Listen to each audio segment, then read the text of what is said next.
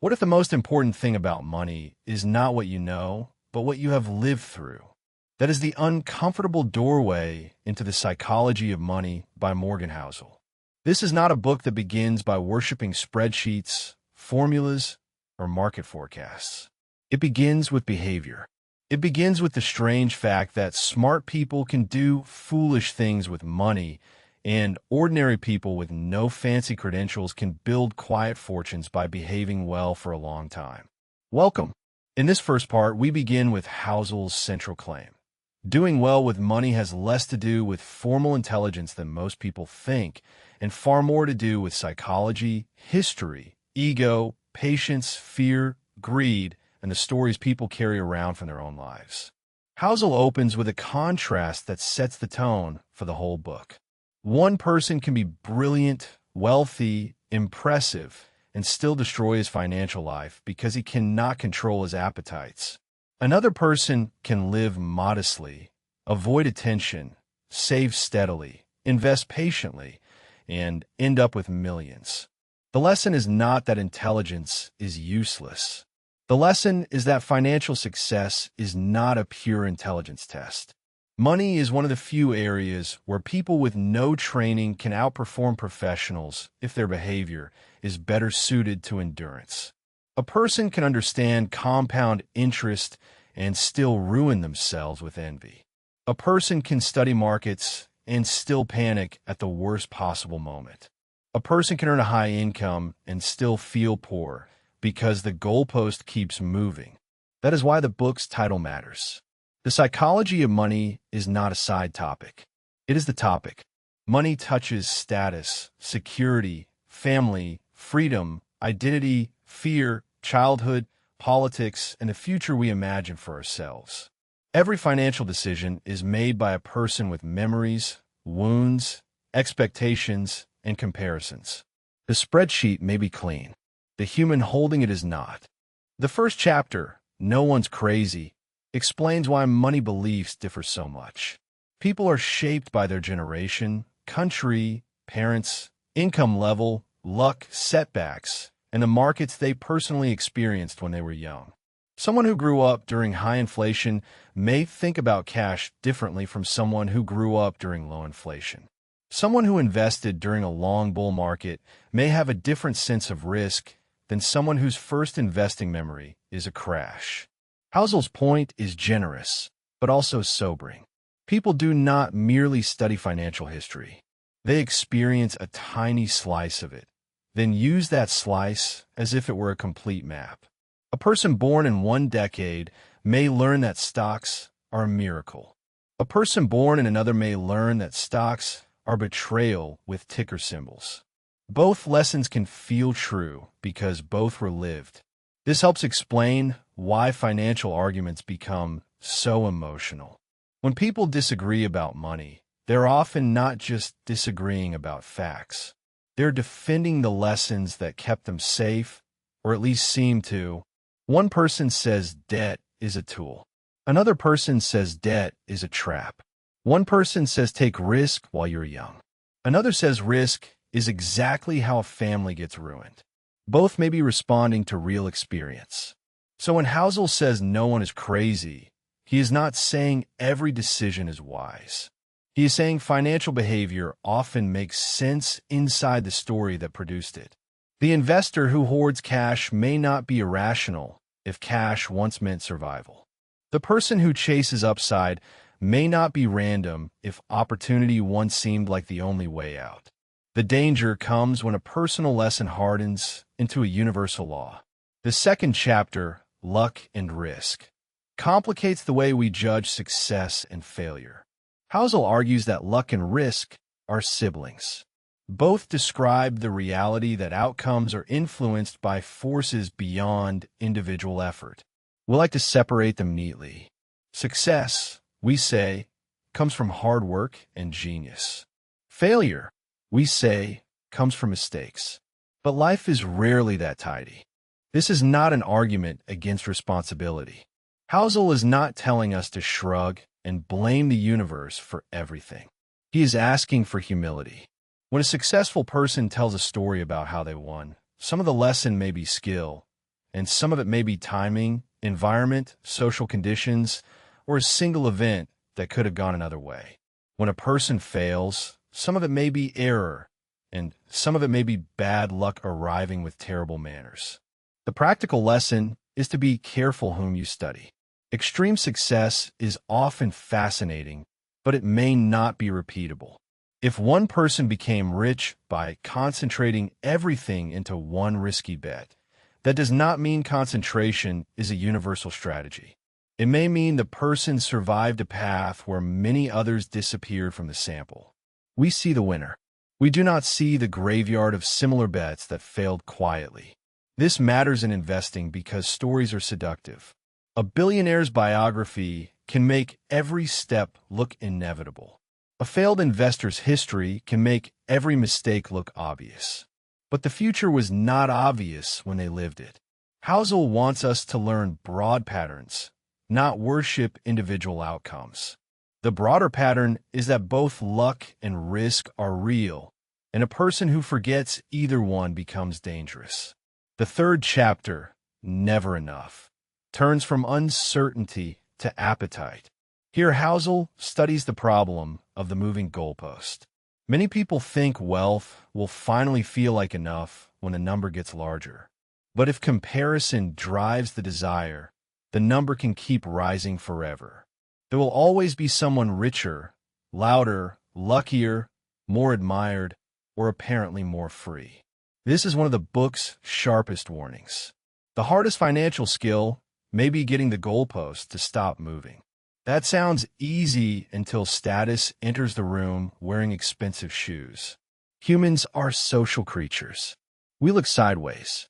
We compare houses, cars, vacations, titles, schools, lifestyles, and the strange little performances people put online to convince strangers that breakfast was a major achievement. Comparison is dangerous because the game has no natural end. If you measure yourself against people above you, there's always another level. Someone making a good income compares themselves to someone making more. That person compares themselves to someone with fame. The famous person compares themselves to someone with power. The powerful person compares themselves to someone with more power. At the top, the prize appears to be anxiety with nicer furniture. Housel's point is not that ambition is bad. Ambition can build, improve, and energize. The problem begins when ambition loses its anchor. There are things worth risking for. There are also things that should never be put at risk for something you do not need. Reputation, freedom, family, friendship, health, and peace are not minor assets. They're the reason money matters in the first place. The first movement of the book, therefore, gives us three foundations. First, people are shaped by different money experiences, so their behavior often has a story behind it. Second, success and failure both contain luck and risk, so judgment should be humble. Third, wealth without a sense of enough can become a treadmill that keeps speeding up while pretending to be a destination. This already changes how we should think about personal finance. The question is not only, what is the best investment? It is also, what kind of investor am I likely to be when markets fall? What experiences shape my fear? What comparison keeps moving my goalpost? What would I refuse to risk even for more money? Housel is quietly pushing the reader away from financial theater. The impressive thing is not sounding sophisticated. The impressive thing is surviving your own emotions long enough for good decisions to compound. That requires a different kind of intelligence, self-knowledge. For example, two people can own the same index fund and have completely different financial lives. One person sees volatility as the price of admission and keeps going. Another person sees the same decline as proof that the system is broken and sells in panic. The asset was identical. The psychology was not. That is why advice must fit the person. A technically optimal plan that someone cannot stick with is not optimal for them. A slightly less perfect plan that lets them sleep, save, and stay invested may be far better. Money is not solved in a vacuum. It is solved inside a human life. The first part of the psychology of money is therefore less about rules and more about posture. Be humble about outcomes. Be curious about other people's money beliefs. Be suspicious of envy. Define enough before the market, the neighbors, or the internet define it for you. Thank you for watching this first part. In the next episode, we move into compounding, survival, outliers, and freedom. The part of the book where Housel explains why time, endurance, and control over your day may matter more than chasing the most exciting return. Final close. Money is not just math. It is math filtered through memory, comparison, fear, pride, patience, and the quiet question of what would actually be enough. There is another quiet lesson in these opening chapters. Money behavior is often learned before it is reasoned. A person may think they chose their beliefs through analysis, but many beliefs began as emotional evidence. A parent's job loss, a family argument about debt, a lucky investment, a painful recession, a neighborhood where everyone displayed success through consumption. These experiences become the background music of financial life. That is why Housel's approach is more useful than another lecture about being smarter. Telling someone to be rational with money can be like telling a nervous person to simply relax during turbulence. Technically, yes. Thank you, Professor. But the body remembers things the mind cannot erase with one sentence. Financial maturity often begins by noticing the emotional history underneath the decision. The first chapter also helps explain why money advice can sound obvious and still fail. Save more. Avoid bad debt. Invest for the long run. Do not panic. These are simple statements, but simple is not the same as easy. A person who grew up with scarcity may struggle to invest because uncertainty feels unsafe. A person who grew up around abundance may underrate risk because life has usually provided a cushion. Neither reaction is random. This does not mean every behavior should be excused forever. Housel's generosity is not permission to stay foolish. It is a better starting point for change. If a behavior has a story, then the solution must address the story, not merely insult the symptom. The spender may need to understand what status is doing for them. The hoarder may need to understand what safety means. The reckless investor may need to understand what they are trying to prove. Luck and risk deepen that humility. When things go well, people are tempted to turn their biography into a law of nature. I worked hard, therefore hard work explains my outcome. I took the risk, therefore risk-taking is always the answer. I ignored the skeptics, therefore skepticism is for cowards. These stories may contain truth, but they are often too clean. The opposite happens with failure. We look at someone who lost money and assume we can identify the fatal flaw. They were greedy. They were lazy. They were dumb. Sometimes that is true, but sometimes risk arrived in a form that would have hurt many sensible people. A good decision can have a bad outcome, and a bad decision can be rescued by luck. That is uncomfortable because it means the world is less morally tidy than our explanations. The useful response is to focus less on individual trophies and more on repeatable principles. Instead of asking, how did this one person become rich?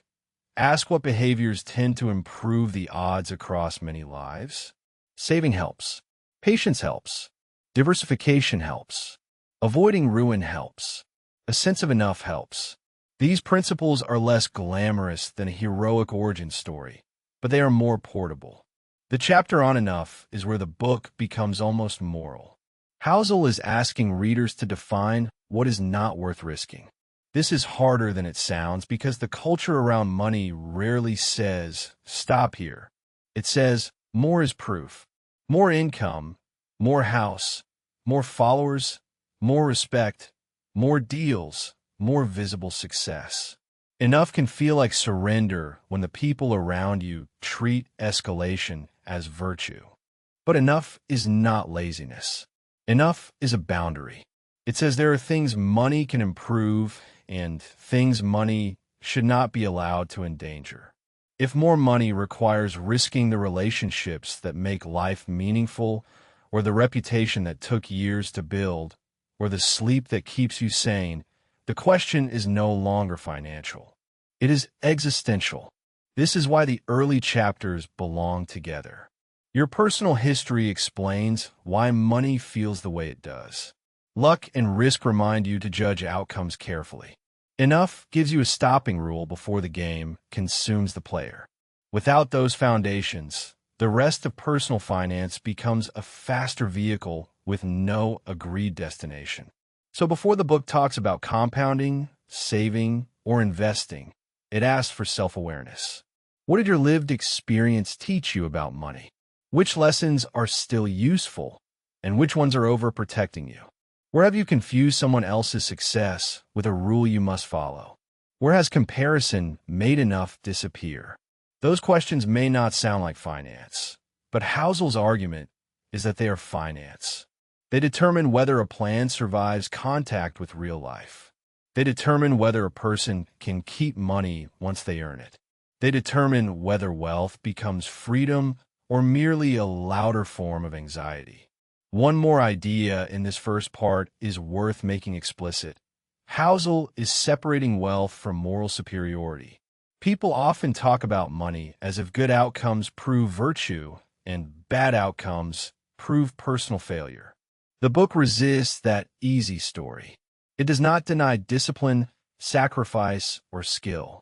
It simply says outcomes are mixed with circumstances, timing, and psychology. That distinction can make a person both more responsible and less judgmental. More responsible because behavior still matters enormously. Less judgmental because you stop pretending that every result is a clean report card on character. This is a healthier way to study money. It lets you learn from success without worshiping it, and learn from failure without sneering at it. It also changes how you might talk to yourself. If you have made money mistakes, the lesson is not, I am hopeless. The lesson is, what behavior, belief, pressure, or story produced that mistake? Was it envy, fear, overconfidence, a lack of margin, a need to impress? A lesson from childhood that no longer fits adult life? The mistake becomes information. And if you have done well, the lesson is not, I am a genius, and every future decision should be trusted automatically. The lesson is, what part of this came from good behavior that I can repeat, and what part came from good conditions that may not repeat. That humility protects success from turning into the seed of the next failure. The opening of the book therefore asks for a rare combination: empathy toward others, honesty with yourself, and discipline around enough. Without empathy, money becomes a way to judge people. Without honesty, it becomes a way to lie to yourself. Without enough, it becomes a game that never ends.